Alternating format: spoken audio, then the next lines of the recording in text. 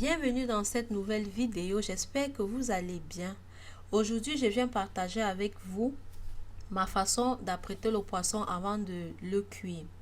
Parce que je me dis que la réussite de sa recette aussi, à base de poisson, passe aussi par la façon dont on a apprêté ce dernier.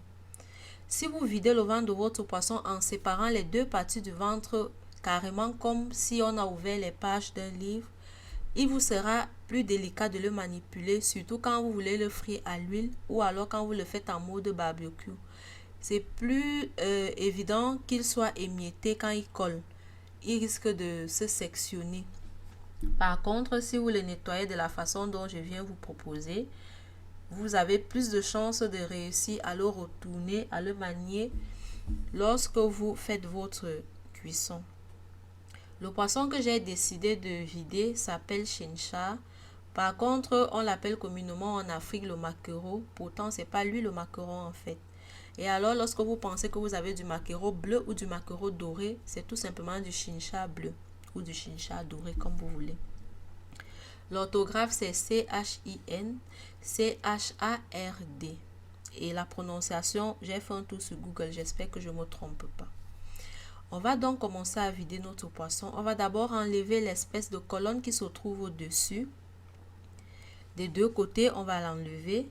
Et on ne va pas hésiter à passer le couteau sur tout le poisson comme pour enlever des écailles. Parce que d'habitude, on dit qu'il n'a pas d'écailles. Par contre, si vous faites ça, vous allez bien et bien constater qu'il y a des écailles qui s'en vont. Pour vider le ventre, on va prendre notre couteau. On va le poser juste entre les deux petites nageoires pelviennes qui se situent sur le poisson et on va aller jusqu'au petit trou qui suit comme vous pouvez voir à l'image.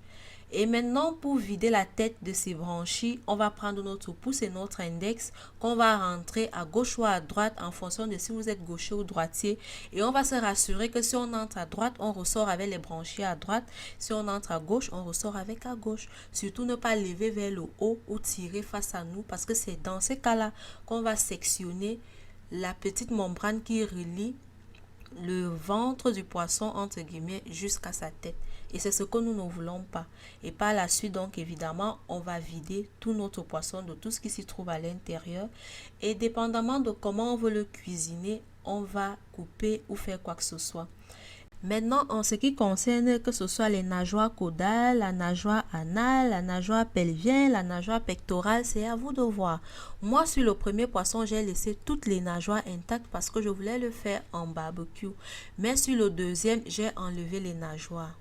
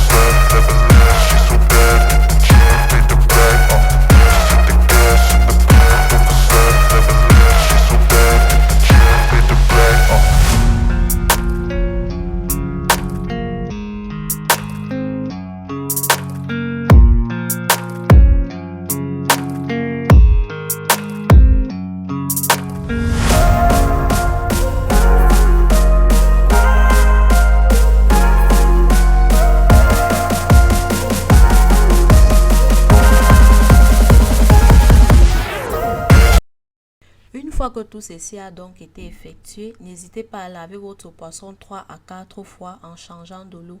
Je vous conseillerais aussi de le laver avec du citron, c'est-à-dire à l'avant-dernière fois, vous imbibez, vous badigeonnez bien avec du citron et avant de rincer.